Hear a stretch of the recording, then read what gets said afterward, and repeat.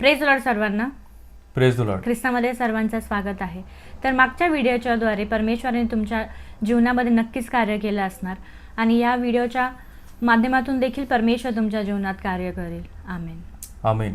Praise the Lord. Praise Lord. तर आता आपण प्रभूच्या दुःख सहनाच्या दिवसाबद्दल विचार करणार आहे. कारण हा जो दिवस आहे गुड फ्रायडे, आपण प्रभूच्या नावामध्ये आणि त्याच्या दुःख सहनाच्या दिवशी आपण एकत्रित आलो आहोत. ह्या लेंट समयामध्ये आपण उपास केला असेल, आपण प्रभूचं रक्त आणि शरीर याचं गांभीर्य समजून घेण्याचा प्रयत्न केला. कारण प्रभूने आपल्यासाठी जे केलं आहे ते आपल्यासाठी कोणीच करू शकत नाही. कारण परमेश्वराने त्याचा एकुलता एक पुत्र आपल्यासाठी दिला. देवाचं वचन असं म्हणतं की त्याने आपल्यापासून काहीच राखून ठेवलं नाही. त्याने आपला एकुलता एक पुत्र पण आपल्यासाठी दिला, आपल्याला वाचवण्यासाठी, आपलं तारण होण्यासाठी, आपल्याला सार्वकालिक जीवन देण्यासाठी. आणि म्हणून हा जो दिवस आहे गुड फ्रायडे, हा जरी प्रभूच्या दुःख सहनाचा दिवस असला, ह्या दिवशी प्रभूने दुःख सहन केलं, अपमान सहन केला, छळ सहन केलं, त्याला अनेक प्रकारच्या त्रासातून जावं लागलं. त्याच्या शरीरावर खूप सारे जखमा झाले, त्याने मार सहन केला, त्याला फटके बसले, त्याला वधस्तंभावर दिलं, त्याच्या हातामध्ये पायामध्ये खिळे होते, त्याच्या डोक्यावर काट्याचा मुकुट होता. हा इतका भयानक दिवस असून पण आपण याला गुड फ्रायडे म्हणतो. कारण परमेश्वराने तो आपल्यासाठी चांगला असं केला आहे. आपल्या भल्यासाठी तो दिवस परमेश्वराने निवडला. आपण म्हणतो की आज का दिन यहोवा ने बनाया है और हम इसमें आनंदित है. आज परमेश्वराने आपल्यासाठी हा दिवस बनवला आहे. कारण यहोवा निसी आपला विजयाचा ध्वज आहे. यहोवा आपल्याला विजय देणारा आहे. आणि आजच्या दिवशी परमेश्वराने, आपल्या स्वर्गीय पित्याने आपल्याला विजय दिला आहे. प्रभू येशूनी त्या वधस्तंभावर सैतानाला हरवलेलं आहे आपल्यासाठी. जे आपण करू शकत नव्हतो, जे आपण करू शकलो नाही, ते प्रभू येशूने आपल्यासाठी केलं आणि त्याने आपल्याला विजय मिळवून दिलं. म्हणून हा आजचा दिवस आपला विजयाचा दिवस आहे. आज आपला विक्ट्रीचा दिवस आहे. कारण परमेश्वराने आपल्याला विजय दिलाय, त्या मरणावर विजय दिलाय. प्रभू येशूने मरणाची नांगी मोडली, आपल्याला जीवन दिलं, सार्वकालिक जीवन दिलं. आणि म्हणून आपण म्हणतो की हा दिवस, जो उत्तम शुक्रवार, जो गुड फ्रायडे आहे, तो आपण आपल्यासाठी चांगला आहे असं आपण म्हणू शकतो. आणि ह्या दिवशी आपण आनंदित असणं गरजेचं आहे. कारण परमेश्वराने हा दिवस आपल्यासाठी आशीर्वादित केलेला आहे. परमेश्वराने हा दिवस आपल्यासाठी सिद्ध केला. हा दिवस परमेश्वराने आपल्यासाठी पवित्र केला. आपण देवाच्या वचनात जर बघितलं, रोमकरास पत्र याचा 5वा अध्याय 8 ते 9 वचन आपण बघू. देव आपणावरच्या स्वतःच्या प्रीतीचे प्रमाण हे देतो की आपण पापी असतानाच ख्रिस्त आपणासाठी मरण पावला, तर आता त्याच्या रक्ताने नीतिमान ठरविण्यात आल्यामुळे आपण विशेष करून त्याच्याद्वारे देवाच्या क्रोधापासून तारले जाणार आहोत. आमेन. आमेन. हा जो दिवस आहे, आजचा दिवस, हा गुड फ्रायडे, हा इतका विशेष आहे. कारण परमेश्वराने त्याच्या प्रेमाचं प्रतीक म्हणून हा दिवस आपल्यासाठी आशीर्वादित केला आहे. आपण या जगामध्ये बघतो की आपण अनेक दिवस सेलिब्रेट करतो. आपण मदर्स डे सेलिब्रेट करतो, आपण फादर्स डे सेलिब्रेट करतो.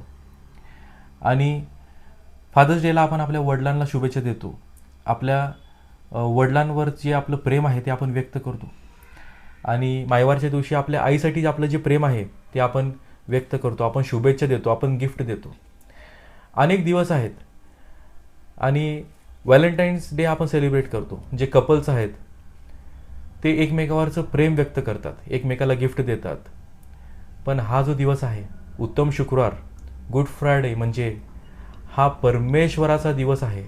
कारण परमेश्वराने ह्या दिवशी आपल्यावरचं जे प्रेम आहे ते व्यक्त केलेलं आहे. परमेश्वराने आपल्यासाठी त्याचं जे प्रेम आहे ते व्यक्त केलं आणि त्याचं प्रतीक म्हणून आजचा हा दिवस आहे. म्हणून हा दिवस इतका पवित्र आहे, आशीर्वादित आहे, कारण परमेश्वराने हा दिवस आपल्यासाठी चांगला केलेला आहे. आणि ह्या दिवशी असे काही गोष्टी घडले. हा जो दिवस आहे हा काही साधारण दिवस नाही आहे. कारण आपण जर बघितलं प्रभू येशूच्या दुःख सहनाच्या दिवसाबद्दल आपण जर बघितलं तर प्रभू येशूच्या शेवटच्या क्षणामध्ये, त्याच्या लास्ट मुमेंटमध्ये प्रभू येशूने काही शब्द उच्चारले आणि ते शब्द साधारण नाही आहे, कारण त्या शब्दामध्ये सामर्थ्य आहे. प्रभू येशूनी वधस्तंभावर असताना जे 7 शब्द बोलले ते 7 शब्द साधारण नाही आहे, कारण त्या 7 शब्दांच्याद्वारे अनेक भविष्यवाण्या पूर्ण झाल्यात, शास्त्रलेख पूर्ण झालाय आणि नियमशास्त्र पूर्ण झाले. आणि त्यामुळं प्रभू येशू हे जे 7 शब्द आहे ते बोलत होता. आपण जर बघितलं त्यावेळची जी परिस्थिती होती ती परिस्थिती खूप भयानक होती. कारण प्रभूला ज्यावेळेस वधस्तंभावर दिलं, तो जो क्षण होता तो खूप दुःखदायक होता. त्यावेळेस प्रभूने इतकं दुःख सहन केलं की कदाचित कोणी इतकं दुःख सहन करून जिवंत राहू शकलं नसतं. त्याच क्षणामध्ये त्याने आपला प्राण सोडला असता, पण प्रभूने ते दुःख सहन केलं. प्रभूने वधस्तंभ उचलला आणि शेवटच्या क्षणापर्यंत आपली पूर्ण शक्ती, आपलं पूर्ण सामर्थ्य लावून तो त्या वधस्तंभावर आपल्यासाठी मध्यस्थी करत होता. त्याच्या शरीरावर इतके जखमा होते, त्याच्या डोक्यावर काट्याचा मुकुट होता, त्याला 39 फटके मारण्यात आले आणि देवाचं वचन म्हणते की त्याला बसलेल्या फटक्याने आपल्याला आरोग्य भेटलं आहे. म्हणून प्रभूने आपल्यासाठी हे दुःख आनंदाने सहन केलं. त्याला वेदना होत होती, त्याला त्रास होत होता, त्याचा छळ झाला, त्याचा अपमान झाला, पण प्रभूने आपल्याकडे बघून ते दुःख सहन केलं. आणि आपण जर त्याचं आज गंभीर समजून घेतलं नाही तर आपण कदाचित खूप मोठ्या आशीर्वादाला आपल्या जीवनातून आपण गमवू शकतो. म्हणून आज त्याचं शरीराचं, त्याच्या रक्ताचं जे गांभीर्य आहे ते आपल्याला समजणं गरजेचं आहे. त्याचे जे 7 शब्द आहेत त्याचं गांभीर्य समजणं आपल्याला गरजेचं आहे. कारण ते 7 शब्द साधारण नाही, कारण ती परिस्थिती साधारण नव्हती. त्या परिस्थितीमध्ये प्रभूचं इतकं रक्त सांडलं गेलं, त्याच्या शरीरावर अनेक ठिकाणी जखमा होते, त्याच्या डोक्यात काट्याचं मुकुट, हातामध्ये खिळे, पायामध्ये खिळे, अनेक जखमा असताना, त्याचं रक्त वाहत असताना, इतकं दुःख सहन करत तो आपल्यासाठी बोलला. तो शांत राहिला नाही, कारण त्याला काहीतरी पूर्ण करायचं होतं, त्याला आपल्याला विजय मिळवून द्यायचा होता. त्यामुळं प्रभू येशू हे जे 7 शब्द आहे ते बोलला. आणि ते 7 शब्द इतके महत्त्वाचे का आहेत ते आज आपण बघणार आहे. कारण त्या 7 शब्दामध्ये अनेक भविष्यवाण्या पूर्ण झाले, अनेक शास्त्रलेख पूर्ण झाले आणि नियमशास्त्र देखील पूर्ण झाला. इतकं कठीण असताना देखील प्रभू येशू ते 7 शब्द का बोलला, त्याचं महत्त्व आणि त्याचं गांभीर्य आज आपल्याला समजून घेण्याची गरज आहे. कारण प्रभू येशूला काहीतरी पूर्ण करायचं होतं. प्रभू येशूला त्याच्या स्वर्गीय पित्याची इच्छा पूर्ण करायची होती. ज्या कार्यासाठी परमेश्वराने प्रभू येशूला पाठवलं होतं, ज्या उद्देशाने त्याचा जन्म झाला होता, ते उद्देश, ते कार्य प्रभू येशूला पूर्ण न्यायचं होतं. आणि तो उद्देश आणि तो कार्य म्हणजे तो वधस्तंभ होता. त्या वधस्तंभावरचं मरण, ते दुःख सहन प्रभू येशूला करणं गरजेचं होतं आणि ते प्रभू येशूने पूर्ण केलं. वधस्तंभावर एकही शब्द बोलणं अशक्य होतं इतक्या त्रासामध्ये, तरी प्रभू येशू बोलला. कारण त्याला आपल्याला वाचवायचं होतं. त्याच्या मनामध्ये सतत आपला विचार होता, त्यामुळे तो बोलला. आपण जर बघितलं, त्याचा खूप छळ करण्यात आला, त्याला फटके मारण्यात आले आणि इतका त्रास सहन करून पण, आपण सहन करून पण तो काही शब्द बोलला. आणि ते शब्द साधारण नाही आहे. आपण जर बघितलं लूक याचा 23वा अध्याय 33 पासून 35 वचन आपण बघू. नंतर ते कवटी म्हटलेल्या जागी आले, तेव्हा तेथे त्यांनी त्याला व त्या अपराधास एकाला त्याच्या उजवीकडे व एकाला डावीकडे असे वधस्तंभावर खिळले. तेव्हा येशू म्हणाला, हे बापा, त्यांना क्षमा कर, कारण ते काय करतात हे त्यांना समजत नाही. नंतर त्यांची वस्त्रे आपसात वाटून घेण्यासाठी त्यांनी चिठ्ठ्या टाकल्या. लोक पाहत उभे होते. अधिकारीही नाक मुरडीत म्हणाले, त्याने दुसऱ्यांना वाचविले तर तो देवाचा ख्रिस्त त्याच्या निवडलेला असला तर त्याने स्वतःच वाचवावे. Amen. Amen. Praise the Lord. Praise तर आपण जर या ठिकाणी बघितलं तर देवाचं वचन असं सांगते की त्याला 2 अपराधांच्या मध्ये वधस्तंभावर देण्यात आलं. आता ही जी गोष्ट आहे ती का घडली? त्या ठिकाणी आपण जर बघितलं, कवटी म्हटलेल्या ठिकाणात त्या टेकडीवर ते आले आणि त्यावेळेस त्याला वधस्तंभावर खिळण्यात आलं. त्यावेळेस त्याच्या बाजूला उजवीकडे आणि डावीकडे एक वधस्तंभ होता आणि त्यावर 2 अपराधी होते. कारण देवाचं वचन म्हणतंय की तो अपराधात गणण्यात आला आपल्यासाठी, तो आपल्यासाठी पाप असा झाला. आणि त्यामुळं हे जे भविष्यवाणी आहे, ही प्रॉफेसी पूर्ण होण्यासाठी, देवाचं वचन पूर्ण होण्यासाठी आपण बघतो की त्या ठिकाणी असं घडलं की त्याला 2 अपराधांच्या मध्ये त्या वधस्तंभावर खिळण्यात आलं. आणि पुढे आपण बघतो, तेव्हा येशू म्हणाला, हे बापा, त्यांना क्षमा कर, कारण ते काय करतात हे त्यांना समजत नाही. आमेन. आमेन. त्यावेळेस प्रभू येशू म्हणाला की हे बापा, यांना क्षमा कर, हे काय करतात यांना समजत नाही. आता त्या ठिकाणी त्याचा इतका छळ झाला, इतका अपमान झाला, इतका त्रास त्याला सहन करावा लागला, तरी प्रभू येशू म्हणत आहे की हे बापा, यांना क्षमा कर. ज्यांनी त्याला त्रास दिला, ज्यांनी त्याला वधस्तंभावर खिळलं, ज्यांनी त्याला फटके मारले, ज्यांनी त्याचा अपमान केला, त्या लोकांसाठी प्रभू येशू त्या ठिकाणी मध्यस्थी करत आहे. आपण जर बघितलं, हा जो पहिला शब्द आहे त्या ठिकाणी प्रभू येशूनी आपल्यासाठी हा पहिला शब्द क्षमेचा शब्द उच्चारलेला आहे. प्रभू येशूनी त्या ठिकाणी आपल्याला प्रथम त्या वधस्तंभावरून क्षमेची घोषणा केली. इतका दुःख सहन करून पण, इतका छळ अपमान सहन करून पण प्रभू येशूनी आपल्यासाठी मध्यस्थी केली. प्रभू येशू म्हणत आहे की हे बापा, यांना क्षमा कर. आज आपण बघतो, आपण अनेक वेळा प्रभूला दुःख देतो अनेक गोष्टींच्याद्वारे. आज आपण त्याच्या नावामध्ये एकत्रित येतो, आपण त्याच्या दुःख सहनाच्या दिवशी आपण आनंदाने देवाच्या मंदिरात येतो आणि आपण बघतो की प्रभूने आपल्यासाठी काय केलं आहे. पण कधीकधी आपण त्याचं गांभीर्य विसरून जातो. त्याचं जे महत्त्व आहे, त्याचं जे रक्त आणि शरीर जे आपल्यासाठी दिलं, जे शरीर मोडलं गेलं, जे रक्त सांडलं गेलं, त्याचं गांभीर्य आपण समजत नाही. आणि आपण कधीकधी प्रभूला दुखावतो आपल्या वाईट विचारांमुळं, आपल्या पापांमुळं, चुकीच्या गोष्टींमुळं.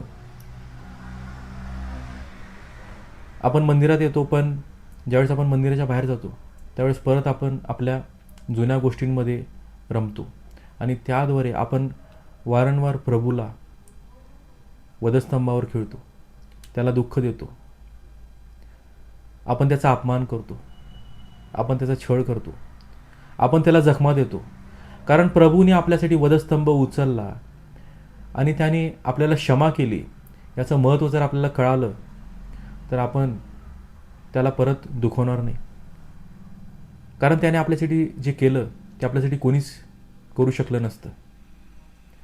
याचं जर महत्त्व आज आपण समजून घेतलं आणि याचं गांभीर्य जर आपण समजलं तर आपण आपल्या जीवनामध्ये प्रभूला दुखवण्याच्या आधी त्याचं जे वधस्तंभ आहे त्याचा विचार करणं गरजेचं आहे. कारण प्रभूने वधस्तंभावरून आपल्याला क्षमा केली, आपले पाप त्याने स्वतःवर घेतले आणि वधस्तंभावर तो म्हटला की हे बापा, यांना क्षमा कर, हे काय करत आहेत ते यांना समजत नाही. आज प्रभू येशू आपल्याला म्हणत आहे, आपल्यासाठी प्रभू येशू मध्यस्थी करत आहे, आपल्यासाठी प्रभू येशू क्षमेची घोषणा करत आहे. पण ते जे शब्द आहे त्याचं महत्त्व आज आपण समजून घेण्याची गरज आहे. कारण प्रभू येशूने जर आपल्याला क्षमा केली तर आपण परत वारंवार पाप करत राहू शकत नाही. त्याच्या क्षमेचा आपण अपमान करू शकत नाही. त्याने इतकं दुःख सहन करून वधस्तंभावरून देखील आपल्याला क्षमा केली. तर आज आपल्याला आपल्या पापांपासून स्वतःला दूर करण्याची गरज आहे. आपण पुढं बघतो. नंतर त्यांची वस्त्रे आपसात वाटून घेण्यासाठी त्यांनी चिठ्ठ्या टाकल्या. लोक पाहत उभे होते. अधिकारीही नाकमुरडीत म्हणाले, त्याने दुसऱ्यांना वाचवले तर तो देवाचा ख्रिस्त त्याच्या निवडलेला असला तर त्याने स्वतःच वाचवावे. Yes, amen, praise the Lord. आपण या ठिकाणी बघतो की जे अधिकारी होते, जे लोक त्या ठिकाणी होते, ते काय म्हटले की हा देवाचा पुत्र आहे, हा ख्रिस्त आहे, याने इतरांना वाचवलं तर याने स्वतःला देखील वाचवावं. आपण जर बघितलं, आपण देखील अनेक वेळा प्रभूकडनं अशी अपेक्षा करतो की प्रभू माझ्या जीवनामध्ये हे कर, प्रभू माझ्या जीवनामध्ये ते कर, तू दुसऱ्यांसाठी ते केलं तर तू माझ्यासाठी हे कर. आपण त्याच्याकडे अपेक्षेने येतो. पण प्रभूनी आपल्यासाठी जे केलं ते सार्वकालिक जीवनासाठी होतं. ती काही साधारण गोष्ट नव्हती. कारण देवाचं वचन म्हणते की त्याचं राज्य आणि त्याचं नीतिमत्व मिळवण्यासाठी तुम्ही झटा आणि सर्व आशीर्वाद तुमच्या मागे येतील. प्रभूनी आपल्याला त्याचं राज्य आणि त्याचं नीतिमत्व दिलं आहे. कारण आपण जर बघितलं, देवाचं वचन म्हणतं की त्याच्या मरणाने, त्याच्या दुःख सहनाने, त्याने जे आपल्यासाठी केलं त्याच्याद्वारे आपण नीतिमान ठरलो आहोत. कारण त्याने आपले पाप स्वतःवर घेतले आणि आपल्याला नीतिमान ठरवलं. तर त्या ठिकाणी आपण बघतो की जे अधिकारी होते ते म्हणू लागले की हा ख्रिस्त आहे तर याने स्वतःला वाचवावं. जर आपण बघितलं, जर प्रभूने अनेक चमत्कार केले, प्रभूने मेलेल्यांना जिवंत केलं, आंधळ्यांना बरं केलं, मुक्या बहिऱ्यांना प्रभूने बरं केलं. जर प्रभूची इच्छा असती, जर प्रभूला वाटलं असतं तर त्याने स्वतःचा बचाव केला असता. पण त्याने स्वतःचा बचाव केला नाही. त्याने स्वतःचा विचार केला नाही, कारण त्याने आपला विचार केला. जर त्याने स्वतःचा विचार केला असता तर त्याने स्वतःचा बचाव केला असता. प्रभूला काय अशक्य नव्हतं. स्वतःला वाचवणं त्याला काय अशक्य नव्हतं. तो स्वतःला वाचू शकला असता. तो देवाचा पुत्र होता. त्याच्यामध्ये तेवढं सामर्थ्य होतं. पण त्याने स्वतःला वाचवण्याचा प्रयत्न केला नाही. कारण त्याच्या विचारामध्ये सतत आपला विचार होता. त्याने स्वतःचा विचार न करता आपल्या शरीराचा त्याग केला. ते दुःख सहन केलं. कारण त्याला आपल्याला वाचवायचं होतं. जर त्याने स्वतःला वाचवलं असतं तर कदाचित आपण वाचलो नसतो. आपल्याला सार्वकालिक जीवन भेटलं नसतं. आपलं तारण झालं नसतं. आणि आपल्याला तारण मिळवून देण्यासाठी, आपल्याला सार्वकालिक जीवन देण्यासाठी प्रभूंनी स्वतःचा विचार न करता आपल्याला वाचवण्याचा निर्णय घेतला. त्याने ते दुःख सहन केलं. त्याने तो वधस्तंभ उचलला. त्याने तो अपमान सहन केला आपल्याला वाचवण्यासाठी. याचं महत्त्व आपल्याला समजून घेण्याची गरज आहे. कारण त्याच्याद्वारे आपल्याला सार्वकालिक जीवन भेटणार आहे. त्याच्यावर विश्वास ठेवल्याने आपला जीवनामध्ये प्रवेश होणार आहे. कारण मार्ग, सत्य आणि जीवन प्रभू येशू ख्रिस्त आहे. त्याच्याद्वारेच आपण स्वर्गात जाणार आहे. कारण प्रभू येशू म्हणतो की ज्याने मला बघितलं त्याने पित्याला बघितलं. जो मला ओळखतो तो पित्याला ओळखतो. आणि माझ्या वाचून कोणी पित्याकडं येऊ शकत नाही. आपण प्रभू येशू शिवाय परमेश्वराकडे जाऊ शकत नाही. आपण प्रभू येशूच्या बगैर स्वर्गामध्ये जाऊ शकत नाही. आणि प्रभू येशूला हे माहिती होतं. आणि त्यामुळं प्रभू येशूने तो वधस्तंभ उचलला त्याने स्वतःला वाचवलं नाही, कारण त्याला आपल्याला वाचवायचं होतं. आणि त्या वधस्तंभावर त्याने स्वतःला वाचवलं नाही, आपल्याला वाचवलं आणि आपल्यासाठी क्षमेची घोषणा केली. आपल्या पापांची क्षमा होण्यासाठी, आपल्याला सार्वकालिक जीवन भेटण्यासाठी प्रभू येशू म्हटला की हे बाप्पा ह्यांना क्षमा कर. कारण त्याला माहिती आहे की आपण मनुष्य आहोत. तो पूर्ण मनुष्य होता. त्याने आपलं जीवन बघितलं. तो परमेश्वर असून त्याने आपल्यामध्ये वस्ती केली. तो मानवामध्ये राहिला. तो इमॅन्युअल होता. परमेश्वर जो आमच्यामध्ये, आपल्यामध्ये त्याने वस्ती केली. त्याने आपलं दुःख समजून घेतलं. त्याने आपली परिस्थिती समजून घेतली. आणि त्यामुळे त्याला हे माहिती होतं की आपल्याकडून हे शक्य नाही आहे. हे अशक्य गोष्ट आहे. कारण देवाचं वचन म्हणते की पापाचं वेतन मरण आहे. आणि हे जे वेतन आहे, हे जे कर्ज आहे, ते आपण आपल्या शक्तीने, बुद्धीने, सामर्थ्याने आपण ते फेडू शकत नाही. म्हणून प्रभूने आपल्यासाठी ते जे वेतन आहे ते स्वतःवर घेतलं. ते मरण त्याने स्वीकारलं आणि मरणातून जीवनाचा मार्ग आपल्यासाठी त्याने तयार केला. आज आपल्याला त्या वधस्तंभाकडे बघून पश्चाताप करण्याची गरज आहे. कारण प्रभूने आपल्यासाठी क्षमेची घोषणा केली. आणि म्हणून आज त्या वधस्तंभाकडे बघून त्याचं रक्त आणि त्याचं शरीर याचं महत्त्व, याचं गांभीर्य आपण समजून आज नम्र होऊन आपल्याला पश्चाताप करण्याची गरज आहे. आपल्याला क्षमा मिळवून घेण्याची गरज आहे. कारण प्रभूने जी घोषणा केली, ती घोषणा, ते शब्द आज आपल्या जीवनामध्ये आपल्याला स्वीकारण्याची गरज आहे. कारण ते शब्द आपल्यासाठी आहेत. आपल्यासाठी त्यांनी ते दुःख सहन केलं. आपण जर बघितलं यशायाचा 53वा अध्याय 5 ते 6 वचन आपण बघू. खरे पाहिले असता तो आमच्या अपराधांमुळे घायाळ झाला. येस, या ठिकाणी देवाचं वचन म्हणतंय की खरे पाहिले असता तो आपल्या अपराधांमुळे घायाळ झाला. त्याला वधस्तंभावर खिळण्यात आलं. 2 अपराधांच्या मध्ये गणण्यात आलं. त्याला पाप ठाऊक नसताना त्याला पापी ठरवण्यात आलं. आणि आपल्या अपराधांकरिता, आमच्या दुष्कर्मामुळे ठेचला गेला. आमच्या दुष्कर्मांमुळे तो ठेचला गेला. आपल्या दुष्कर्मांमुळे, आपल्या चुकीच्या वागण्यामुळे, आपल्या पापी स्वभावामुळे तो ठेचला गेला. त्याला जे फटके बसले, त्याने जे दुःख सहन केलं, ते सर्व आपल्या पापांमुळं, आपल्या दुष्कर्मांमुळं त्याच्यावर लादण्यात आलं. पुढं आपण बघतो, आम्हा शांती देणारी अशी शिक्षा त्यास झाली. त्यास बसलेल्या फटक्यांनी आम्हास आरोग्य प्राप्त झाले. आमेन. आपल्याला शांती देण्यासाठी त्याला शिक्षा करण्यात आली. स्वर्गीय पित्याने, परमेश्वराने आपल्या एकुलत्या एक पुत्राला शिक्षा केली आपल्याला शांती देण्यासाठी. जी शिक्षा आपल्याला होणार होती, ज्या शिक्षेचे आपण भागीदार होतो, जी शिक्षा आपण डिझर्व करत होतो, ती शिक्षा प्रभूने स्वतःवर घेतली. देवाचा एकुलता एक पुत्र, ज्याला पाप माहिती नव्हतं,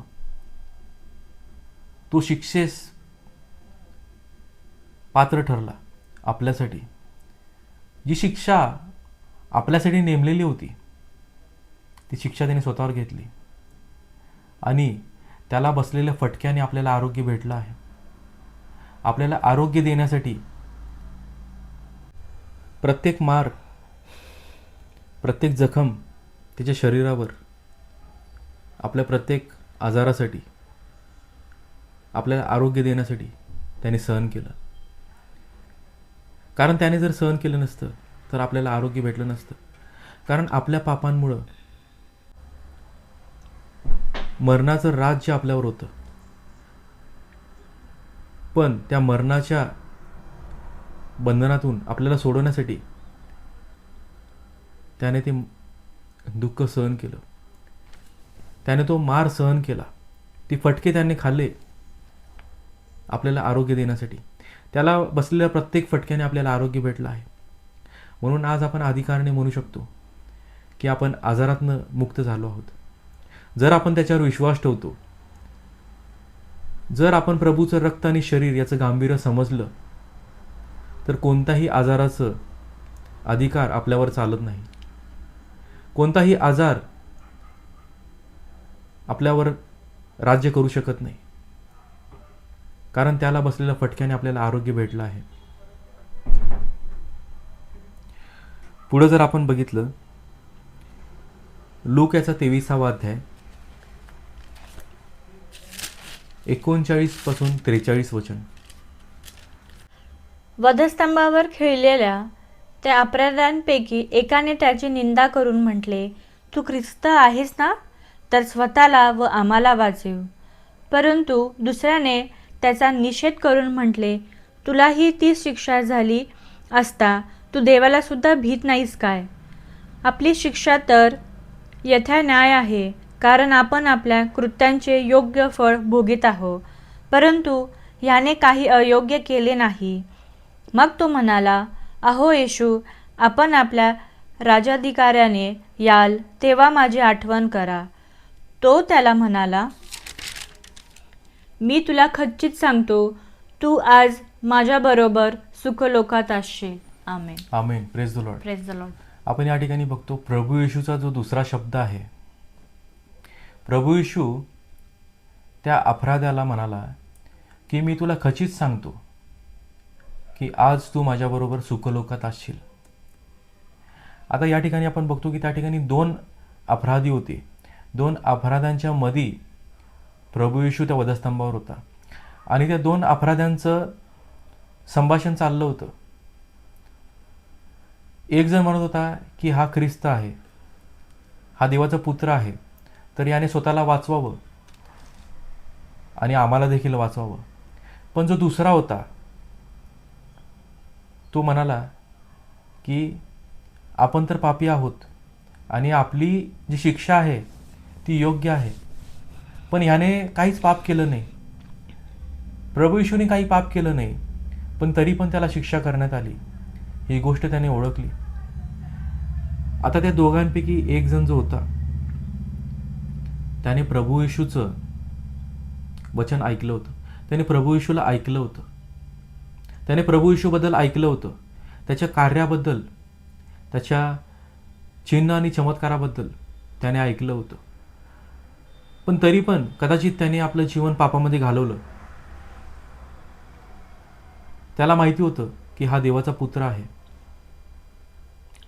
आणि त्याला माहिती असून पण त्याने आपले जीवन पापामध्ये घालवलं. पण शेवटच्या क्षणाला जितकं आयुष्य, जितका वेळ त्याच्याकडे वाचलेला होता, ते वेळामध्ये त्याने प्रभूचा स्वीकार केला. त्याने ओळखलं की हा देवाचा पुत्र आहे. आपण जर बघितलं तो प्रभू येशूला म्हणतो की अहो येशू, तुम्ही जेव्हा तुमच्या राज्य अधिकाराने याल तेव्हा माझी आठवण करा. आता ही जी गोष्ट आहे, हे प्रगटीकरण वधस्तंभावर त्याला कोणी दिलं? कारण तो प्रभू येशूला म्हणत आहे की तुम्ही जेव्हा राज्य अधिकाराने याल तेव्हा तुम्ही माझी आठवण करा. ही काही साधारण गोष्ट नाही, कारण त्याला माहिती होतं की प्रभू येशू परत येणार आहे. या गोष्टीची त्याला आठवण झाली.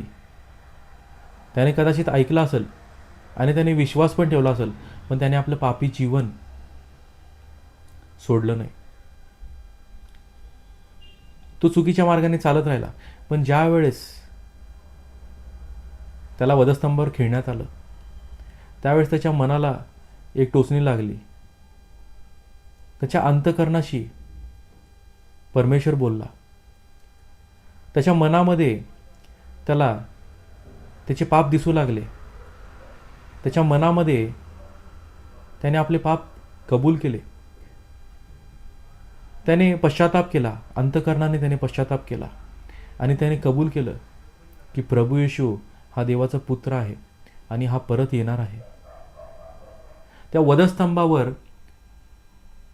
ज्या ठिकाणी प्रभू येशूला मारण्यात आलं, त्याला खिळण्यात आलं, त्याच्या शरीरावर अनेक जखमा होते, अशा परिस्थितीत देखील तो प्रभू येशूला म्हणत आहे की तुम्ही जेव्हा राज्य अधिकाराने याल तेव्हा माझी आठवण करा.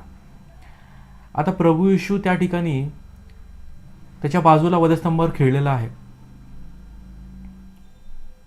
त्याच्या शरीरावर जखमा आहेत, त्याच्या शरीरातून रक्त वाहत आहे, तो अशक्त झालेला आहे. आणि हा जो व्यक्ती आहे तो प्रभू येशूला म्हणत आहे की प्रभूजी तुम्ही राज्य अधिकाराने आल्यावर माझी आठवण करा. म्हणजे त्याने प्रभूला ओळखलं. आज प्रभू येशू आपल्यामध्ये आहे तोपर्यंत आपल्याला प्रभूला ओळखण्याची गरज आहे. कारण जेव्हा तो पुन्हा येणार आहे तेव्हा तो क्षमा करण्यासाठी येणार नाही आहे. त्या वधस्तंभावर त्या अपराध्याने ओळखलं की ही संधी आहे आणि ही जर संधी मी गमावली तर मला परत संधी भेटणार नाही. म्हणून त्या संधीचा त्याने उपयोग केला आणि त्याने प्रभू येशूला आपलं जीवन सरेंडर केलं. जो उरलेला वेळ होता, जो काळ, जो समय त्या वधस्तंभावर तो होता, त्या वेळामध्ये त्याने त्या संधीचा उपयोग केला. आज आपल्याकडे संधी आहे, आज आपल्याकडे संधी आहे. आज आपण प्रभू येशू सोबत आहोत. आज प्रभू येशूची उपस्थिती आपल्यामध्ये आहे, कारण आज कृपेचा काळ आहे. प्रभू येशूने आपल्याला क्षमा केलेली आहे आणि आज आपण कृपेच्या काळामध्ये जगत आहोत. आणि ह्या कृपेच्या काळामध्ये आज ह्या संधीचा आपल्याला उपयोग करून घेण्याची गरज आहे. कारण जर आपण ही संधी गमावली तर आपल्याला परत संधी भेटणार नाही. कारण ज्यावेळेस प्रभू येशू दुसऱ्यांदा येणार आहे त्यावेळेस तो क्षमा करण्यासाठी नाही तर तो न्याय करण्यासाठी येणार आहे. तो देवाचा कोकरा म्हणून येणार नाही आहे. तो आपल्यासाठी स्वतःचा त्याग करण्यासाठी, स्वतःचं बलिदान देण्यासाठी, स्वतःला अर्पण करण्यासाठी येणार नाही आहे.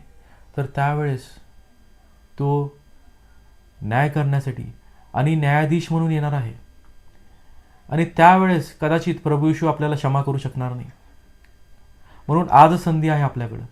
आज आपल्याला पश्चाताप करून, पश्चातापी अंतःकरणाने प्रभूला ओळखण्याची गरज आहे. आणि आज आपले पाप कबूल करून आज प्रभूला शरण येण्याची गरज आहे. कारण त्याने वधस्तंभावरून आपल्याला क्षमा केली आहे. त्या अपराध्याने त्या संधीचा उपयोग केला, ती संधी समजून घेतली आणि प्रभूला म्हटलं की प्रभू तुम्ही जेव्हा राजवैभवाने येणार त्यावेळेस माझी आठवण करा. आणि प्रभू त्याला म्हणतो की मी तुला खचित सांगतो की तू आजच माझ्याबरोबर सुखलोकात असणार आहे. आज जर आपण आपल्या पापांची कबुली देणार, आज जर आपण प्रभूला शरण येणार तर प्रभू आपल्याला क्षमा करण्यास तयार आहे. आणि प्रभू आज आपल्याला ती खात्री देत आहे की आपण त्याच्याबरोबर सार्वकालिक जीवनामध्ये असणार आहे. आणि आपण बघू योहानाचा 14वा अध्याय 2 आणि 3 वचन. माझ्या पित्याच्या घरात राहण्याच्या जागा पुष्कळ आहेत. नसत्या तर मी तुम्हाला तसे सांगितले असते. मी तुम्हासाठी जागा तयार करावयास जातो आणि मी जाऊन तुम्हासाठी जागा तयार केली म्हणजे पुन्हा येऊन तुम्हाला आपल्या जवळ घेईन, यासाठी की जिथे मी आहे तेथे तुम्हीही असावे. Amen. Yes, amen. Praise the Lord. Praise the Lord. आज प्रभू येशू म्हणत आहे की जेथे मी आहे तेथे तुम्ही देखील असावे. जसं त्या वधस्तंभावर प्रभू येशू त्या अपराध्याला म्हटला की मी तुला खचित सांगतो की तू आज माझ्याबरोबर सुखलोकात असशील, तसं प्रभू येशू आज आपल्याला म्हणत आहे की मी जिथं आहे त्या ठिकाणी तुम्ही देखील असणार. आज प्रभू येशू आपल्याला ती खात्री देत आहे. कारण प्रभू येशू म्हणत आहे की माझ्या पित्याच्या घरामध्ये पुष्कळ जागा आहे आणि मी जातो आणि त्या ठिकाणी तुमच्यासाठी जागा निर्माण करतो. मी तुमच्यासाठी जागा तयार करतो. प्रभूंनी आपल्यासाठी स्वर्गामध्ये जागा राखून ठेवलेली आहे. जर आपल्याला स्वर्गामध्ये जायचं आहे तर आज आपल्याला पश्चाताप करून त्याला ओळखण्याची गरज आहे. आज आपल्याला पश्चाताप करून त्याने जी क्षमेची घोषणा आपल्यासाठी केली, ती क्षमा आपल्या जीवनामध्ये आपल्याला स्वीकारण्याची गरज आहे. कारण पश्चातापाशिवाय आपण क्षमा मिळवू शकत नाही. म्हणून आपल्याला अंतःकरणाने पश्चाताप करण्याची गरज आहे. कारण प्रभूची इच्छा आहे की आपण त्याच्याबरोबर असावं. त्या चोराला प्रभू येशू शेवटच्या क्षणामध्ये म्हणाला की तू माझ्याबरोबर असशील. आज प्रभू येशू आपल्याला म्हणत आहे की तुम्ही देखील माझ्याबरोबर असणार आहे. आज आपण त्याच्या नावामध्ये एकत्रित आहोत. आज आपण त्याच्या उपस्थितीमध्ये आहोत. देवाचं वचन म्हणतं की जिथे दोघे किंवा तिघे माझ्या नावामध्ये एकत्रित आहेत त्यांच्यामध्ये मी आहे. आज प्रभू येशू आपल्यामध्ये आहे कारण त्याला आपली संगती आवडते. त्याला आपल्यामध्ये उपस्थित राहणं आवडते. त्याला आपली स्तुती आराधना आवडते. तो स्तुती स्तवनात विराजमान होणारा परमेश्वर आहे आणि सतत तो आपल्या संगती राहतो. त्याला आपली संगती आवडते.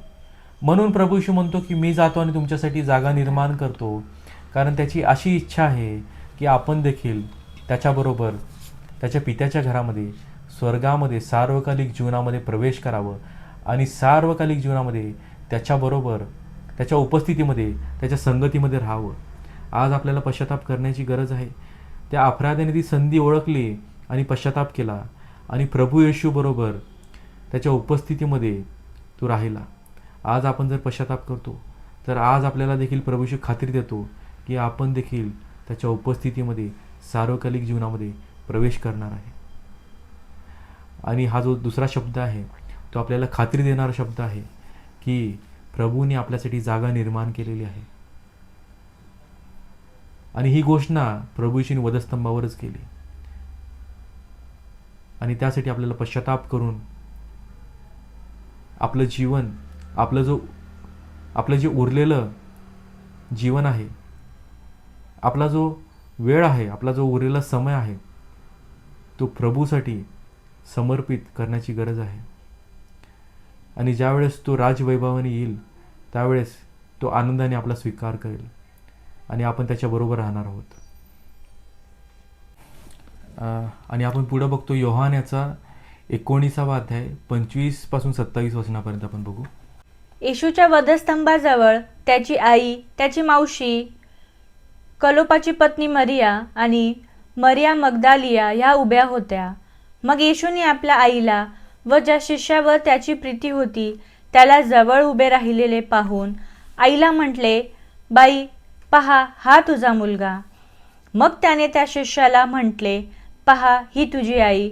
आणि त्या वेळेपासून त्या शिष्याने तिला आपल्या घरी ठेवून घेतले. Amen. Amen. Praise the Lord. Praise the Lord.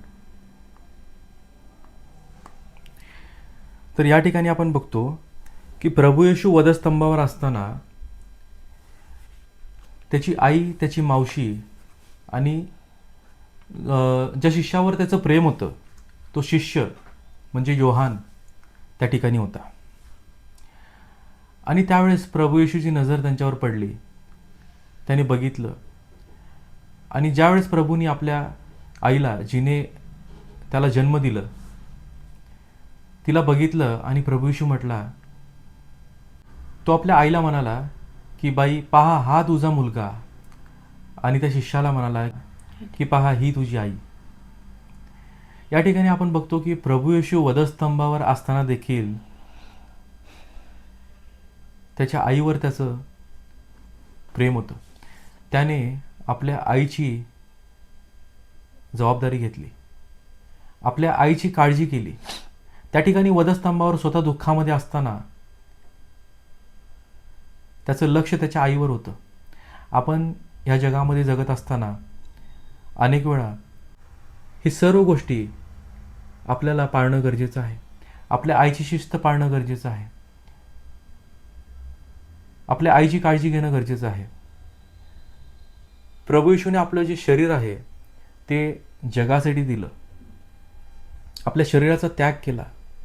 दुःख सहन केलं, आपल्या पापांच्या क्षमेसाठी आपलं शरीर अर्पण केलं, आपलं रक्त सांडलं, पण त्याचं जे अंतःकरण होतं ते आपल्या आईसाठी होतं.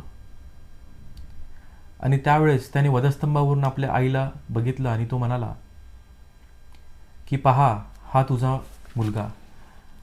आणि त्या शिष्याला तो म्हणाला की पहा, ही तुझी आई. आणि त्यावेळेस त्याने जी जबाबदारी आहे त्याच्यावर जी जबाबदारी होती, जी त्यांनी पार पाडली, त्या वधस्तंभापर्यंत, शेवटच्या क्षणापर्यंत ती जबाबदारी त्याने त्याच्या आवडत्या शिष्यावर सोपवली. कारण त्याला माहिती होतं की आता त्याची वेळ आलेली आहे, तो आपल्या पित्याकडे जाणार आहे. आणि अशा समयामध्ये त्याच्या आईची काळजी घेण्यासाठी प्रभू येशूने त्या शिष्याला निवडलं, जो शिष्य सतत त्याच्याबरोबर असायचा, ज्याच्यावर त्याचं खूप प्रेम होतं, जो त्याच्या खूप जवळ असायचा, ज्याच्यावर त्याचा खूप विश्वास होता. आणि त्यामुळे आपल्याला देखील ह्या जगामध्ये आपण बघतो की आपल्याला आपल्या आईवडिलांची आज्ञा पाळणं गरजेचं आहे, त्यांची रिस्पेक्ट करणं गरजेचं आहे, त्यांची जबाबदारी घेणं गरजेचं आहे, आनंदाने त्यांची जबाबदारी घेणं गरजेचं आहे. कारण आपण या जगामध्ये चालत असताना आपल्याला प्रभूचं आचरण आपल्यासमोर ठेवण्याची गरज आहे. प्रभूने जशी आपल्या आईची काळजी घेतली, त्या वधस्तंभावरून आपल्या आईचा विचार केला, तसं आपल्याला आपल्या आईवडिलांचा विचार करण्याची गरज आहे. आपल्याला आपली जबाबदारी पार पाडण्याची गरज आहे. आणि प्रभूने ते केलं आणि ते करून दाखवलं. आणि आपल्याला त्याचप्रमाणे प्रभूने जे केलं ते आपल्या जीवनामध्ये आपल्याला अप्लाय करण्याची गरज आहे. आपण पुढं बघतो 4था शब्द, मार्क याचा 15वा अध्याय आणि 34 वचन. 9व्या तासाला येशू मोठ्याने आरोळी मारून बोलला, एलोई एलोई लमा सबक्तनी, म्हणजे माझ्या देवा तू माझा त्याग का केला. आमेन. आमीन. हा जो 4था शब्द आहे, या ठिकाणी आपण जर बघितलं तर प्रभू येशू परमेश्वराला म्हणत आहे की माझ्या देवा तू माझा त्याग का केलास. ज्या वेळेस प्रभू येशू म्हणत आहे की माझ्या देवा आपल्या स्वर्गीय पित्याला तू माझ्या देवा परमेश्वर असं म्हणत आहे. ज्या परमेश्वराला प्रभू येशू पित्या म्हणून हाक मारायचा, स्वर्गीय बापा म्हणून हाक मारायचा, त्या पित्याला तो आज परमेश्वर म्हणत आहे. कारण पित्याने त्याला आपल्यापासून वेगळं केलं आणि याची जाणीव प्रभू येशूला झाली. कारण परमेश्वराने आपल्या एकुलत्या एक पुत्राचा त्याग केला. या समयासाठी, ह्या वेळेमध्ये परमेश्वराने आपल्या एकुलत्या एक पुत्राला आपल्यापासून दूर केलं, त्याच्याकडे दुर्लक्ष केलं आणि परमेश्वराने आपली दृष्टी आपल्यावर लावली. त्याने आपली दृष्टी आपल्याकडे केली. जसं देवाचं वचन म्हणतंय की परमेश्वर तुझ्यावर प्रसन्न मुख करो. ह्या वेळेला परमेश्वराने त्याचं मुख आपल्याकडे फिरवलं. त्याच्या एकुलता एक पुत्राकडून जो वधस्तंभावर होता त्याच्याकडे दुर्लक्ष करून परमेश्वराने त्याची दृष्टी आपल्याकडे लावली. कारण संपूर्ण जगाचं पाप प्रभू येशूवर लादण्यात आलं होतं आणि परमेश्वर आपल्या एकुलत्या एक पुत्राला त्या पापामध्ये बघू शकत नव्हता. कारण परमेश्वर इतका पवित्र आहे की तो पाप बघू शकत नाही. तो त्यावेळेला आपल्या एकुलत्या एक पुत्राला बघू शकला नाही.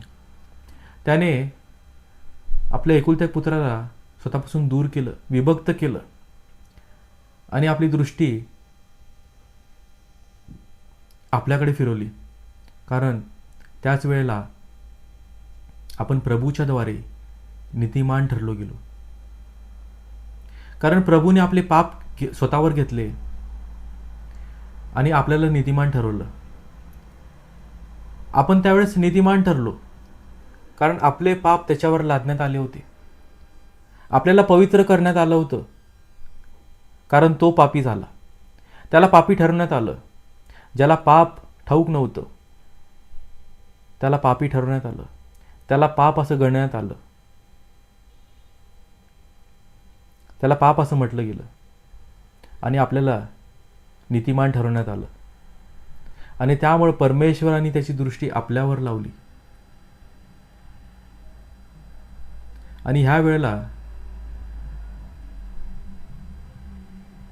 हे जे विभक्त होण्याचं दुःख होतं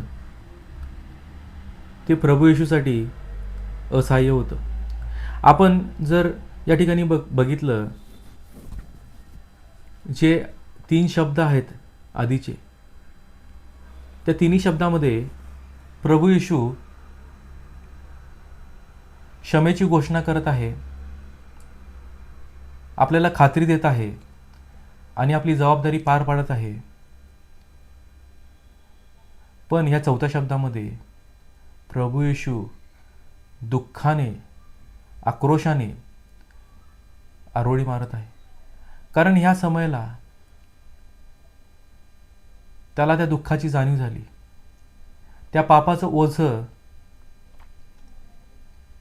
त्याला सहन होत नव्हतं. कारण त्या पापाच्या ओझ्यामुळं त्याला त्याच्या स्वर्गीय पित्यापासून दूर व्हावं लागलं. त्या स्वर्गीय पित्यापासून, ज्या स्वर्गीय पित्याच्या संगती, त्याच्या उपस्थितीमध्ये तो आजपर्यंत चालत होता, ज्या स्वर्गीय पित्यासोबत तो सदैव राहत होता, ज्याची इच्छा त्याने पूर्ण केली, ज्याची योजना त्याने पूर्ण केली, त्या स्वर्गीय पित्यापासून त्याला दूर करण्यात आलं.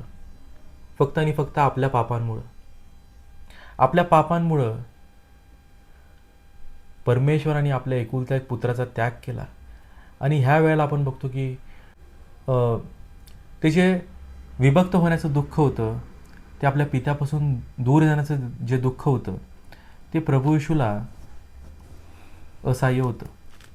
आणि त्यामुळं तो दुःखाने आरोळी मारत आहे की माझ्या देवा तू माझा त्याग का केलास.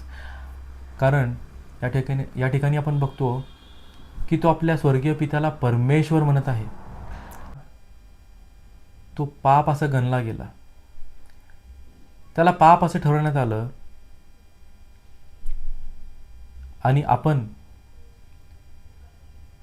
आणि आपल्याला देवाची लेकरं होण्याचा अधिकार प्राप्त झाला. ह्या वेळेला, ह्या समयामध्ये, ह्या 9व्या तासाला परमेश्वराने आपल्या एकुलत्या पुत्राचा त्याग केला आणि आपला स्वीकार केला. आपल्या एकुलत्या पुत्राचा त्याग करून आपल्याला त्याची लेकरं म्हणून स्वीकारण्यात आलं. परमेश्वराने आपल्याला त्याची लेकरं म्हणून स्वीकारलं. आणि त्यामुळं आपण परमेश्वराला स्वर्गीय पिता आणि आबा पिता असं आपण परमेश्वराला हाक मारू शकतो. कारण प्रभू येशूने आपलं जे पापाचं ओझं होतं ते स्वतःवर घेतलं. आपण 2 करंती याचा 5वा अध्याय आणि 21 वचन बघू. ज्याला पाप ठाऊक नव्हते त्याला त्याने आमच्याकरिता पाप असे केले, यासाठी की आपण त्याच्या ठायी देवाचे नीतिमत्व असे व्हावे. Amen. Amen. Praise the Lord. Praise the Lord. ज्याला पाप ठाऊकच नव्हतं त्याला पाप असं ठरवण्यात आलं, जेणेकरून आपण त्याच्याद्वारे नीतिमान ठरले जावं. ह्या समयामध्ये, ह्या 4थ्या शब्दामध्ये आपण बघतो की परमेश्वराने आपल्या एकुलत्या एक पुत्राला आपल्यासाठी पापी ठरवलं त्या वधस्तंभावर आणि आपल्यापासून दूर केलं आणि आपल्याला नीतिमान ठरवलं. आपल्याला त्याची लेकरं होण्याचा अधिकार दिला. आणि ह्या समयामध्ये प्रभू येशू आपल्या पित्याला परमेश्वरा, माझ्या देवा असं म्हणून हाक मारत आहे. कारण त्याला हे समजलं की आता आपले पाप त्याच्यावर लादण्यात आले आणि आपण देवाची लेकरं झालो आहोत. आपल्याला तो अधिकार प्राप्त झाला आहे, कारण परमेश्वराने त्याला आपल्यापासून दूर केलं आणि आपण जे पापी होतो त्या सर्वांना पापापासून मुक्त केलं आणि देवाची लेकरं होण्याचा अधिकार दिला. आपण इफिस्कारास पत्र याचा 2 अध्याय आणि 13 वचन बघू. परंतु जे तुम्ही पूर्वी दूर होता ते तुम्ही आता ख्रिस्त येशूच्या ठायी ख्रिस्ताच्या रक्ताच्या योगे जवळचे झाले आहात. Amen. Amen. Praise the Lord. आपण जे परमेश्वरापासून दूर होतो ते आता आपण परमेश्वराच्या जवळचे झालो, कारण प्रभूने आपले पाप स्वतःवर घेतले. परमेश्वराने आपल्या एकुलता एक पुत्राला आपल्यापासून विभक्त केलं, आपल्यापासून दूर केलं. आणि देवाचं वचन म्हणतंय की आपण जे दूर होतो ते आता आपण प्रभूच्या रक्ताच्या द्वारे परमेश्वराच्या जवळचे झालो आहोत, कारण तो आपल्यासाठी पाप असं ठरवण्यात आला आणि आपण नीतिमान ठरलो. आणि पुढं आपण बघतो 2 करंथियाचा 5 अध्याय 18 ते 19 वचन आपण बघू. ही सगळी देवाची करणी आहे. त्याने स्वतःबरोबर आपला समेट ख्रिस्ताच्या द्वारे केला आणि समेटाची सेवा आम्हाला दिली.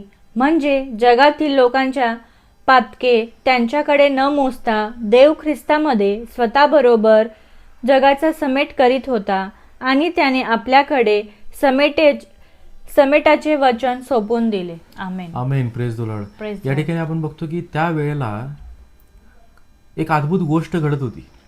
एक अद्भुत गोष्ट घडली त्या ठिकाणी. त्या समयामध्ये, ज्या समयामध्ये परमेश्वराने आपल्या एकुलता एक पुत्राचा त्याग केला, त्या समयामध्ये परमेश्वराने आपला समेट केला, आपल्यासोबत समेट केला त्याच्या पुत्राच्या द्वारे. आपल्या एकुलता एक पुत्राला दूर करून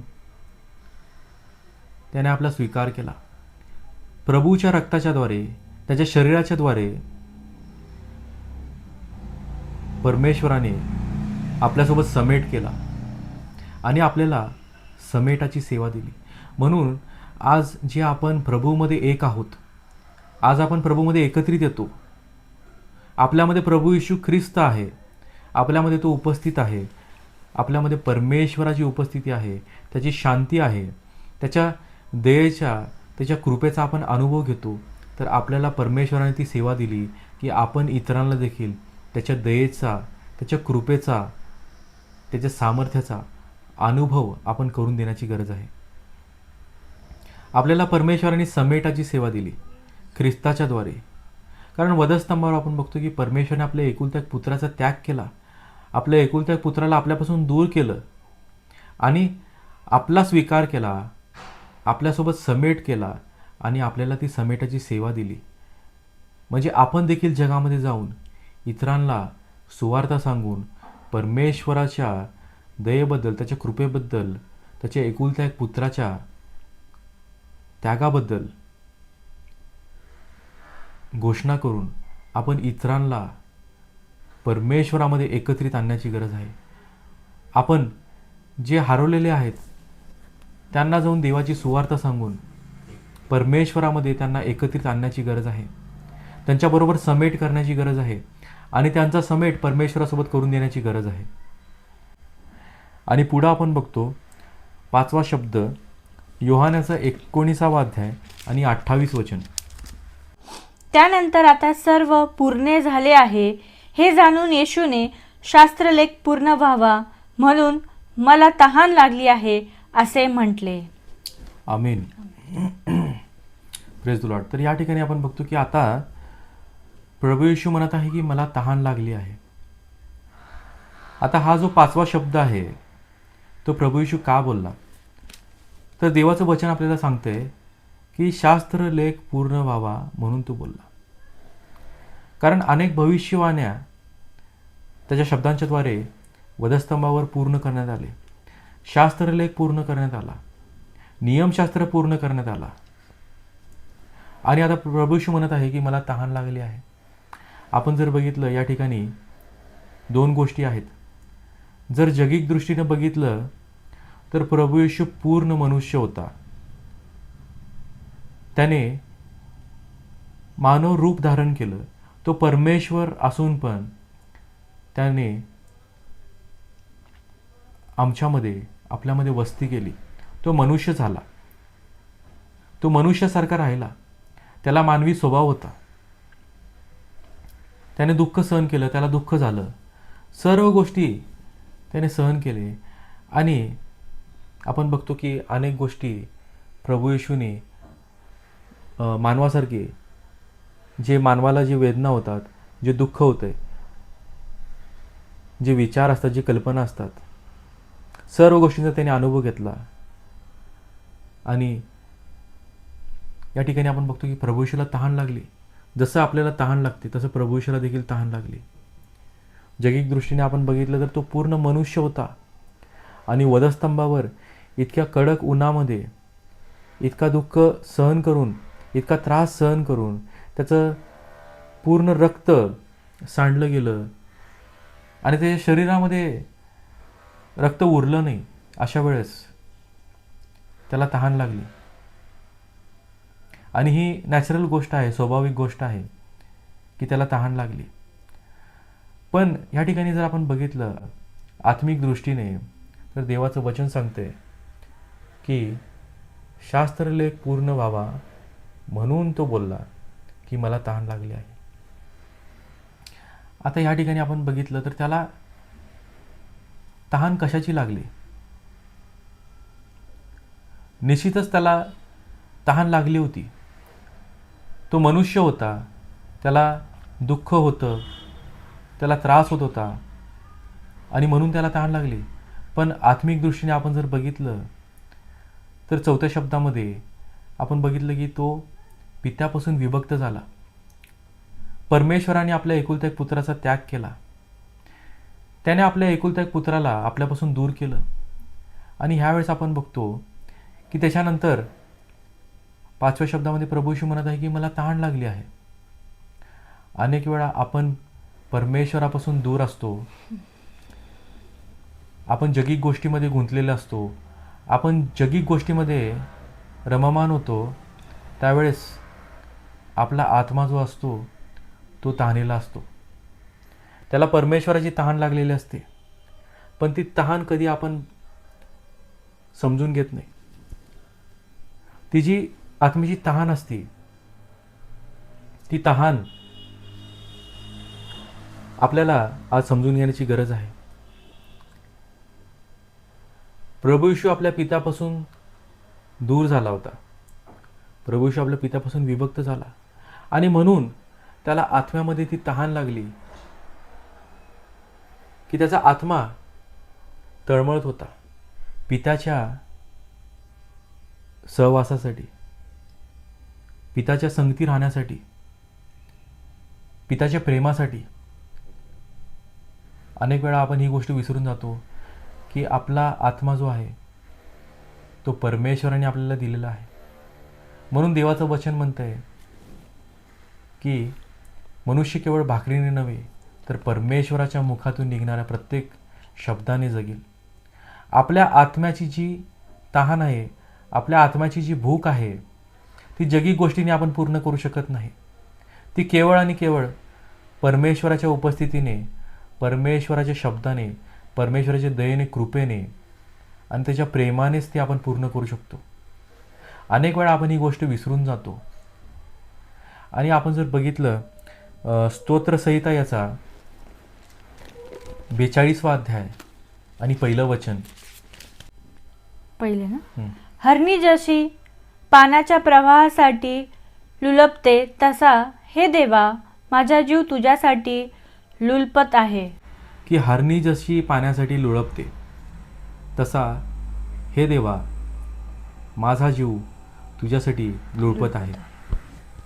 आपल्या आत्म्याची जी तहान आहे, जसं हरणीला तहान लागते आणि जेव्हा हरणीला तहान लागते ती काय करते तर पाण्याचा प्रवाह किंवा पाणी ज्या ठिकाणी आहे त्या ठिकाणी जाण्याचा प्रयत्न करते, कारण हरणीला आपली तहान विझवायची आहे, आपली तहान बुजवायची आहे. आपण स्तोत्रसंहिता 23 याच्यामध्ये बघतो, देवाचं वचन म्हणतं की परमेश्वर मला हिरव्यागार कुरणात बसवितो, तो मला शांत पाण्याजवळ नेतो आणि तो माझा जीव ताजातवाना करीतो. आपल्याला अनेक वेळा आपल्या आत्म्याची तहान विझवण्यासाठी परमेश्वराच्या उपस्थितीमध्ये जाण्याची गरज आहे.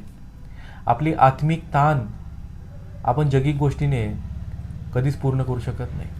या ठिकाणी प्रभू येशू म्हणत आहे की मला तहान लागली आहे, कारण तो आपल्या पित्यापासून दूर झाला होता, आपल्या पित्यापासून विभक्त झाला होता, म्हणून त्याचा आत्मा तळमळत होता. त्या पित्याच्या उपस्थितीसाठी, त्याच्या प्रेमासाठी, त्याच्या संगतीसाठी त्याचा आत्मा तळमळत होता आणि तो म्हणत आहे की मला तहान लागली आहे. त्या पित्याच्या उपस्थितीसाठी, त्याच्या वचनासाठी, त्याच्या शब्दाची तहान आपल्याला आज आत्म्यामध्ये, आज आपल्याला ती आत्म्याची तहान आपल्याला लागण्याची गरज आहे. आणि जर आपल्याला ती आत्म्याची तहान आहे तर परमेश्वर आपली तहान बुजवणार आहे, त्याच्या वचनाच्या द्वारे, त्याच्या दयेच्या द्वारे, त्याच्या सामर्थ्याच्या द्वारे. आणि आपण पुढं बघतो 6वा शब्द योहान याचा 19वा अध्याय आणि 30 वचन. 30 ना. येशूने आंब घेतल्यानंतर पूर्ण झाले आहे असे म्हटले आणि मस्तक लवून आपला आत्मा समर्पण केला. 6वा शब्द जो आहे तो प्रभू येशूने उच्चारला आणि प्रभू येशू म्हटला की आता पूर्ण झाले आहे, आता सर्व काही पूर्ण झाले आहे. कारण जे शब्द प्रभू येशू बोलला त्या शब्दांच्या द्वारे अनेक भविष्यवाण्या पूर्ण झाल्या आणि नियमशास्त्र पूर्ण झालं, शास्त्रलेख पूर्ण झाला. प्रभू येशूने ते पूर्ण केलं. जे त्याचं जे कार्य होतं, जे त्याची योजना होती, जे त्याच्या स्वर्गीय पित्याची योजना होती, ते प्रभू येशूने पूर्ण केली. आपल्यासाठी जे दुःख सहनाचं जे कार्य होतं ते प्रभू येशूने पूर्णपणे पार पाडलं. आणि ज्यावेळेस तो बोलला की आता पूर्ण झालं आहे, ह्याच वेळेला आपले सर्व पाप क्षमा करण्यात आले, आपले सर्व आजार बरे करण्यात आले. म्हणून आज आपल्याला ती खात्री आहे की आपल्याला आपल्या पापांची क्षमा भेटली आहे. आज आपले सर्व आजार दूर करण्यात आले, कारण आपले सर्व व्याधी, सर्व पाप, सर्व अपराध त्याच्यावर लादण्यात आले. त्याने आपलं सर्व ओझं उचललं. आपण आपलं ओझं परमेश्वरावर टाकण्याची गरज आहे. देवाचं वचन म्हणतंय की आपलं सर्व चिंता, आपली सर्व चिंता, आपलं सर्व ओझं परमेश्वरावर टाका, कारण तो आपली काळजी करतो. आणि प्रभू येशूने आपलं सर्व ओझं, आपली सर्व चिंता, आपले सर्व पाप, आपले सर्व अपराध, सर्व व्याधी, सर्व आजार स्वतःवर घेतले. आणि प्रभू येशू म्हटला की आता पूर्ण झालं आहे. कारण प्रभू येशूने आपल्याला त्या बंधनातून, त्या सर्व प्रकारच्या अडखळणातून, सर्व श्रापांपासून मोकळ केलं.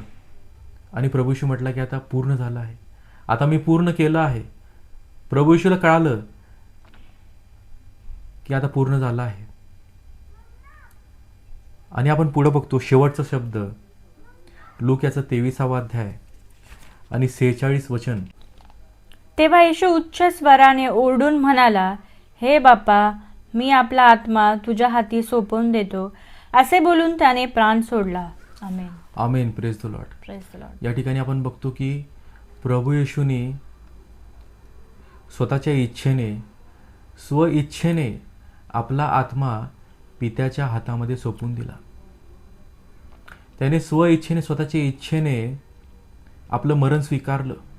त्याने स्वतःच्या इच्छेने वधस्तंभ उचलला होता. या ठिकाणी आपण बघतो की आता परत प्रभू येशू परमेश्वराला हे बापा असं म्हणून हाक मारत आहे. कारण आता सर्व काही पूर्ण झालं आहे. आता आपला समेट परमेश्वरासोबत पूर्ण झाला. आपल्या पापांची क्षमा झाली. परमेश्वराने आपला स्वीकार केला. परमेश्वराने आपल्याला त्याची लेकरं होण्याचा अधिकार दिला. आणि आता पापाचं वेतन पूर्ण झालं. सैतान हरलेला आहे. मरणाची नांगी त्यांनी मोडली. सर्व पाप नाहीसे केले.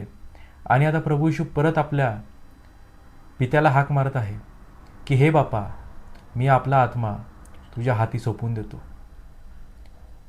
प्रभू येशूचं जे शरीर होतं ते शरीर त्यांनी जगासाठी दिलं. आपल्या शरीराचा त्याग केला. आपलं रक्त सांडलं. आपल्या शरीरावर त्याने तो मार सहन केला. ते दुःख सहन केलं. ते जखमा त्याने सहन केले. ते शरीर अर्पण केलं. आणि आपण बघतो की त्याचे जे अंतःकरण होतं ते आपल्या आईसाठी होतं. त्या वधस्तंभावर त्याने आपल्या आईची काळजी घेतली. तिची जबाबदारी आपल्या आवडत्या शिष्याला, आपल्या विश्वासू शिष्याकडं त्याने सोपवली. आणि आपला जो आत्मा आहे तो आत्मा त्याने आपल्या पित्याच्या हातामध्ये सोपवला. आणि अशा प्रकारे प्रभू येशूने आपलं कार्य पूर्ण केलं. आणि त्याद्वारे आपल्याला जीवनाचा मार्ग त्याने मोकळा केला. ज्या प्रकारे प्रभू येशूने आपला आत्मा पित्याच्या हातामध्ये सोपवून दिला, ज्या विश्वासाने, कारण जसं तो बोलला होता की 3 दिवसामध्ये हे मंदिर परत बांधलं जाईल, त्याच प्रकारे आपण बघतो की 3ऱ्या दिवशी तो पुनरुत्थित झाला. तो पुन्हा उठला. आणि आपण आज त्याच्यावर विश्वास ठेवून जो मार्ग, जो सत्य आणि जो जीवन आहे त्याच्यावर विश्वास ठेवून त्याच्या मागे चालून आपण त्या मार्गावर चालून तो जो सत्य आहे तो प्रभू येशू ख्रिस्त, त्या सत्याचा मार्ग त्याला ओळखून, ते सत्य ओळखून त्या जीवनामध्ये आज आपण प्रवेश करू शकतो. जसं प्रभू येशूने आपला आत्मा पित्याच्या हातात सोपवून दिला, तसं प्रभू येशूने आपल्याला ती खात्री दिली की तो जेव्हा येणार आहे त्यावेळेस आपण देखील उठवले जाणार आहे. तो पुनरुत्थित झाला आपल्याला जीवन देण्यासाठी, आपल्याला पुनरुत्थित करण्यासाठी. कारण प्रभूचं सामर्थ्य आपल्यामध्ये कार्यरत आहे. जे त्याच्यावर विश्वास ठेवतात त्या पुनरुत्थानाचं सामर्थ्य प्रभू येशूने प्रत्येकाला दिलं आहे. कारण देवाचं वचन म्हणतंय की जे प्रभूमध्ये मेले आहेत ते विश्रांती घेत आहेत आणि ते उठवले जाणार आहेत. आणि आपल्याला ती खात्री आहे की आपण प्रभूच्या दुसऱ्या येण्याच्या समयाला आपण उठवले जाणार आणि आपण त्याच्या संगती असणार आणि सार्वकालिक जीवनामध्ये असणार. आणि आज या 7 शब्दाच्याद्वारे प्रभू येशूने आपल्याला क्षमा केलेली आहे, त्याच्या संगती असण्याची खात्री दिलेली आहे. त्याच्यासारखं वागण्यासाठी, त्याच्यासारखं आपली जबाबदारी पार पाडण्यासाठी आपल्याला प्रभू येशू सांगत आहे. आपल्याला एक सेवा दिलेली आहे. आपल्याला प्रभू येशूने समेटाची सेवा दिलेली आहे. आपलं कार्य शेवटास नेण्यासाठी प्रभू येशू आपल्याला सांगत आहे. आणि प्रभू येशू म्हणत आहे की तुम्ही माझ्याबरोबर असणार, तुम्ही सार्वकालिक जीवनामध्ये प्रवेश करणार. कारण आपण प्रभूला जर आपलं जीवन दिलं, आपण आज जर पश्चाताप केलं तर आपण निश्चितच प्रभूसोबत सार्वकालिक जीवनामध्ये त्याच्या पित्याच्या घरामध्ये, स्वर्गामध्ये आपण आनंद करणार आहोत. Amen. Amen. Praise the Lord. तर या वचनाच्याद्वारे परमेश्वर तुम्हाला आशीर्वाद देव. आमेन. आमेन.